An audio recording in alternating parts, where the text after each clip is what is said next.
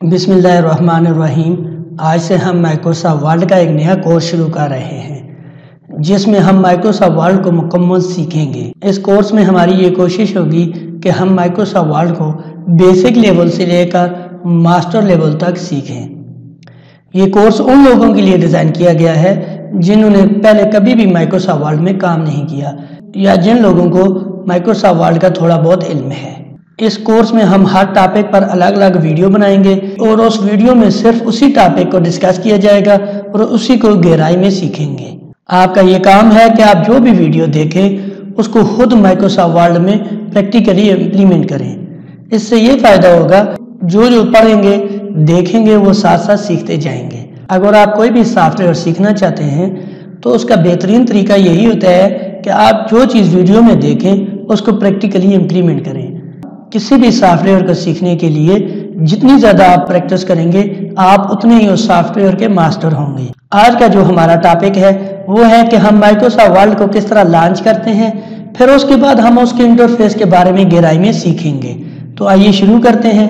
Microsoft word को launch करने के लिए विंडोज 7 में हम स्टार्ट आइकन पर क्लिक करते हैं, जबकि विंडो 8, 8.1 और विंडो 10 में स्टार्ट बटन की जगह विंडो का आइकन है। इस पर क्लिक करते हैं तो हमारे पास ये विंडो ओपन होती है। इस विंडो में यहाँ पर आप वर्ड 2016 देख सकते हैं। अगर आपके पास इस लिस्ट में डिस्प्ले नहीं होता तो आप ऑल ऐप्स पर क्लिक करें तो आपके सिस्टम में जितनी भी ऐप्स इंस्टॉल होंगी उनकी लिस्ट यहाँ आ जाएगी। हम इसमें नीचे थोड़ा सा जाते हैं W के सामने। ये सेंडिंग ऑर्डर में सॉर्ट है अल्फाबेटिकली A to Z, तो हमारे पास जो W होगा उसमें हमारे पास वर्ड होगा।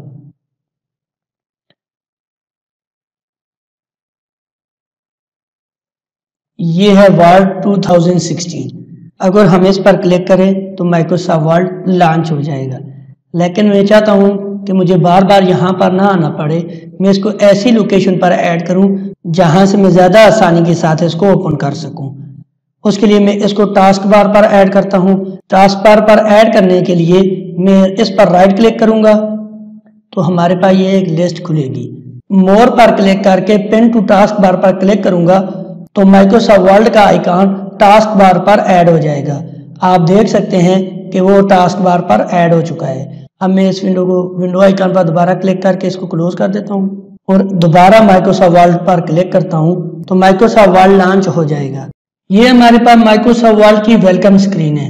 इसमें हमारे पास ये बाएं तरफ वर्ड है, इसके नीचे रिसेंट लिखा हुआ है। इसमें हमारे पास वो डॉक्यूमेंट होती हैं जिनमें हमने अभी थोड़ी देर पहले काम किया हो, 1 दिन 2 दिन पहले काम किया हो। आप यहाँ पे देख सकते हैं रिसेंट के नीचे टुडे लिखा हुआ है, येस्टरडे। इसका मतलब ये है मैंने आज और गुजरे हुए कल में काम किया था। ये उन डॉक्यूमेंट की लिस्ट है। अगर मेरी मतलूबा डॉक्यूमेंट इस लिस्ट में नहीं है तो मैं ओपन अदर डॉक्यूमेंट पर क्लिक करके यहाँ से अपनी डॉक्यूमेंट ओपन कर सकता हूँ। बैक जाता हूँ। ये जो हमारे पास दाएं तरफ है ये हमारे पास माइक्रोसॉफ्ट वर्ड में टेम्पलेट होते हैं। सबसे पहले हमें ये पता होना चाहिए टेम्पलेट होता है क्या है। टेम्पलेट एक प्री मेड डॉक्यूमेंट होती है जो कि वेल फॉर्मेटेड होती है। इसमें हर तरह का स्टाइल अप्लाई होता है, थीम अप्लाई होता है। हमें ये करना होता है कि हम जो डमी टेक्स्ट होता है, पिक्चर होती है, हेडिंग होती है, उनको ख़त्म करके उसकी जगह अपना टेक्स्ट लिखते हैं। इसका हमें फ़ायदा क्या होता है? इसका फ़ायदा ये होता है कि हम कम वक्त में अपनी डॉक्यूमेंट को एक अच्छे तरीके से डिज़ाइन कर सकते हैं। इसमें हमारे पास मुख्तलिफ कैटेगरीज होती हैं। अगर आप देखें तो business, card, flyer, letter, education, ये सारी कैटेगरीज हैं। इनमें आगे मुख्तलिफ टेम्पलेट्स हैं। अगर मैं बिजनेस पर क्लिक करूं तो आप देख सकते हैं इस साइड पे बिजनेस के नीचे हमारे पास मुख्तलिफ कैटेगरीज आ गई हैं। बिजनेस एक कैटेगरी थी, इसमें आप देख सकते हैं दाएं तरफ सब कैटेगरीज आ गई हैं। जो भी टेम्पलेट इस लिस्ट में से मुझे पसंद आएगा मैं उस पर सिंपली क्लिक करूंगा, फिर उसको डाउनलोड कर लूंगा और फिर उसकी मदद से अपने डॉक्यूमेंट डिज़ाइन करूंगा। इसका फ़ायदा यही है कि हम इसकी मदद से कम वक्त में एक अच्छी डॉक्यूमेंट डिज़ाइन कर सकते हैं। अगर हम नॉर्मल तरीके से डॉक्यूमेंट डिज़ाइन करें तो उसके लिए हमें बहुत टाइम चाहिए, खासकर उसकी सेटिंग के लिए, फॉर्मेटिंग, मार्जिन, ये सारी चीज़ें सेट करने के लिए हमें बहुत ज़्यादा टाइम चाहिए। जबकि ये जो टेम्पलेट होता है इसमें ये सारी चीज़ें पहले से सेट होती हैं। फिलहाल हम ब्लैंक डॉक्यूमेंट पर ही क्लिक कर देते हैं। होम पे जाकर ब्लैंक डॉक्यूमेंट पर क्लिक करते हैं तो ये हमारे पास माइक्रोसॉफ्ट वर्ड का इंटरफेस आ गया है। अब हम इसके एक एक हिस्से को तफसील से देखते हैं। सबसे पहले जो है टाइटल बार, जहां पे डॉक्यूमेंट 1 लिखा हुआ है, ये नाम बाय डिफॉल्ट होता है। अगर मैं कोई और डॉक्यूमेंट अभी ओपन करूं तो वो डॉक्यूमेंट 2 हो जाएगा, लेकिन यही डॉक्यूमेंट जब मैं सेव करूंगा तो जो नाम मैं दूंगा अपने डॉक्यूमेंट को वो यहाँ पे डिस्प्ले हो जाएगा। इसी वजह से ये जो है टाइटल बार कहलाता है। हमारे पास ये जो एरिया है दाएं साइड पे, ये हमारे पास क्विक एक्सेस टूल बार है। यहाँ पे हमारे पास वो कमांड्स ऐड होती हैं जो हम फ्रीक्वेंटली बार बार इस्तेमाल करते हैं और हमें जिनकी बार बार जरूरत पड़ती है। क्विक एक्सेस टूल बार पर बाय डिफॉल्ट 3 आइकन होते हैं, सेव आइकन, अनडू और रीडू आइकन।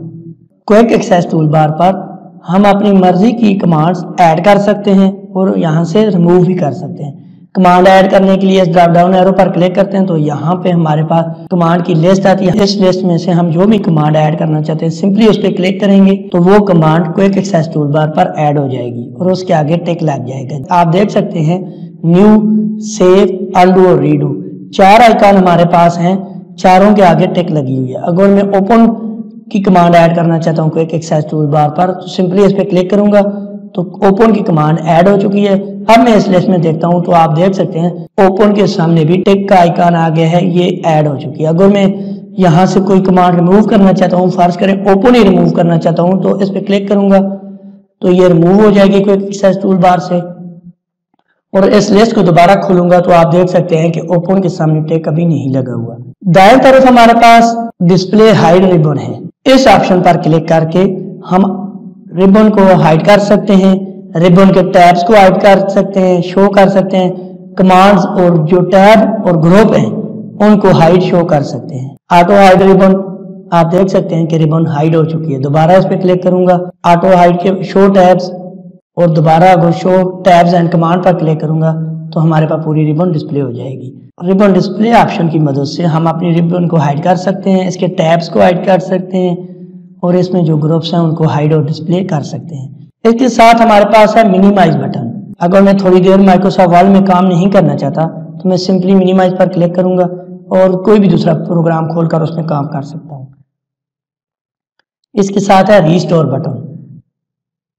ये देख लें अभी लिखा हुआ है रीस्टोर डाउन।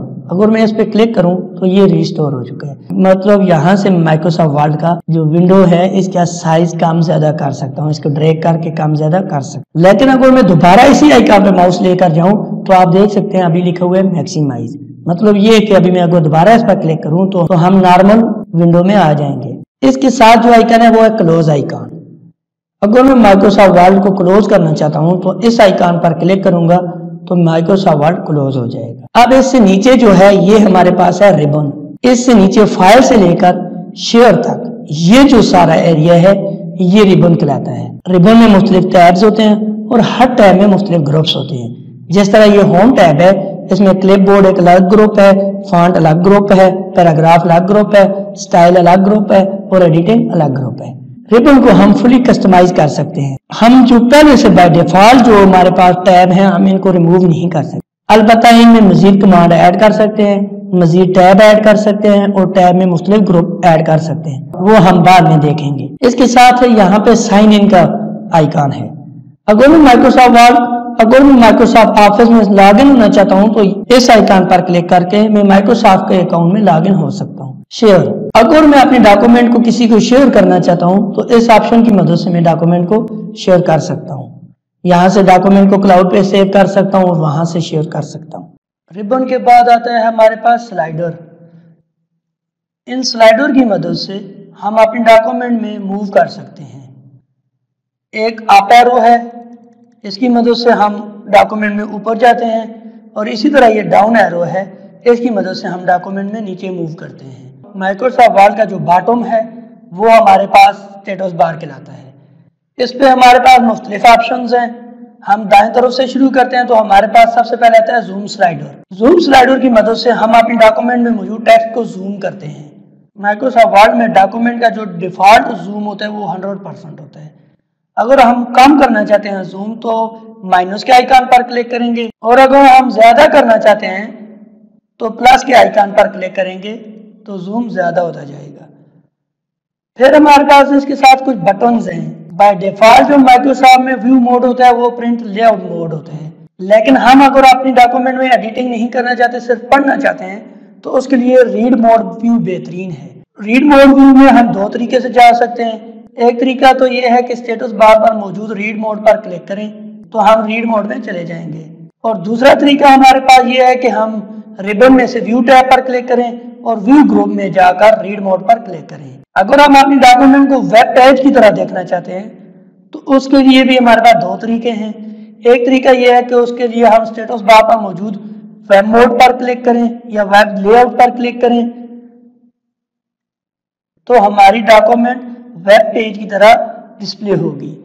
दूसरा तरीका यह है कि रिबन में से व्यू टैब पर क्लिक करें और व्यू ग्रुप में जाकर वेब लेआउट मोड पर क्लिक करें। हम डिफॉल्ट ही रहने देते हैं। उसके साथ हमारे पास दाएं तरफ पेज, वर्ड्स और इंग्लिश यूनाइटेड स्टेट लिखा हुआ है। पेज 1 ऑफ 1 का ये मतलब है कि हम पेज नंबर 1 पे हैं और हमारी डॉक्यूमेंट में टोटल एक ही पेज है। अगर मैं कंट्रोल+इंटर की मदद से एक पेज इंसर्ट करूं, मैं पहले पेज पर जाता हूं।